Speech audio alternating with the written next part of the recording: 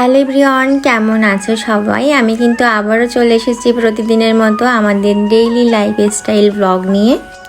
তো আজকের ব্লগটা শুরু করছি সকাল 10টার দিক থেকে। আর সকালবেলা উঠে তোমাদের দাদাকে খেতে দিয়েছি, যেটা আমি বানাই সব রকম ফল দিয়ে, তারপরে বীজ দিয়ে, তো সেটাই খেতে দিয়েছি। আর ও স্নান করে খেয়ে নিয়েছে, এখন যাবে চুল কাটাতে। মানুষ চুল দাড়ি কেটে এসে স্নান করে, সে আগেই করে যাচ্ছে, অবশ্যই এসেও করবে, কিন্তু তার আগে উঠে গরম লাগছিল বলে সে স্নান করে নিয়েছে।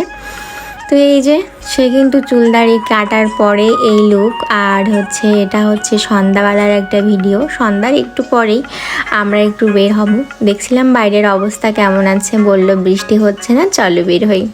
আজকে দুপুরে আর কোনো ভিডিও নেওয়া হয়নি, আর দুপুরবেলা খাওয়া দাওয়ার সময়ও কোনো ভিডিও নেওয়া হয়নি, তো সেই জন্য সেটা শেয়ার করতে পারিনি। তো এই যে দেখো, আমরা কিন্তু রেডি হয়ে সব জানলা দরজা লাগিয়ে এবার কিন্তু বের হব। বাইরে হালকা পাতলা কিছু কেনাকাটার আছে, তো ভাবলাম রাত্রেবেলা শুধু একটু টক দই খেয়ে নেব, আর কিছুই খাবো না। তো বললাম চলো যাই, একটু টক দই খেয়ে আসি, চলো মিষ্টির দোকানে যাই। তো তোমাদের দাদা মাঝে একটা দোকান থেকে একবার টক দই খেয়েছিল, তো বললো ওই দোকানটায় ভালো দই করে, তুমি চলো ওখান থেকে খাবে, চলো। তো এই যে দুইজন বেরিয়ে পড়েছি। এরকম মন করলেই দুজন হুটহাট বেরিয়ে যায়, এটা সেটা সামান্য দরকারেই দুজন বেরিয়ে যায়। আমার এটা খুবই ভালো লাগে। তো এই যে দেখো, মিষ্টির দোকানে এসে বললাম একটু মিষ্টি খাই। মিষ্টির দোকানে এসে শুধু টক দই খেয়ে যাবো কেমন একটা না, তো বললাম যে মিষ্টি কম আছে, সেরকম একটা মিষ্টি দিন।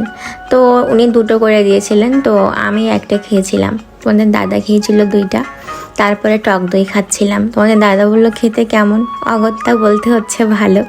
আমি বলছিলাম মিষ্টির দোকানে এসে টক দই খাচ্ছি, আবার তাতে আবার বলতে হচ্ছে ভালো, কি কপাল আমার বলো।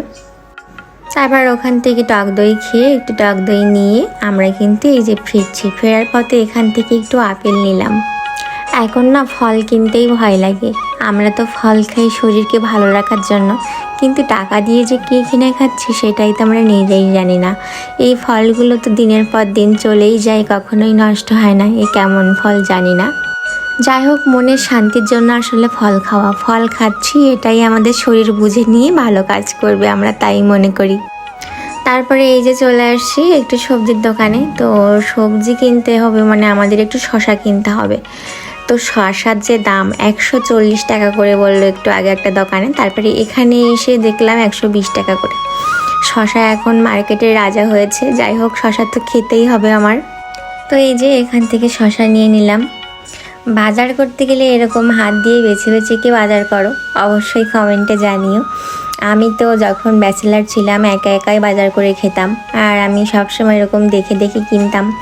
আর আমি গ্রামের মেয়ে, তো এই জন্য সবসময় ভালো সবজিটাই চিনি, যেহেতু আমাদের বাড়িতেই হতো, আমাদের গ্রামে যেহেতু হয়, তো এই জন্যই আমি সব সবজি কিন্তু হাত দিলে বুঝতে পারি, কিংবা দেখেও চিনতে পারি। তো এই তো আমাদের টুকটাক বাজার শেষে আমরা কিন্তু বাসায় চলে গিয়েছিলাম। তো এই ছিল আজকের ব্লগ, কেমন লাগলো জানিও, ভালো লাগলে লাইক কমেন্ট করে দিও।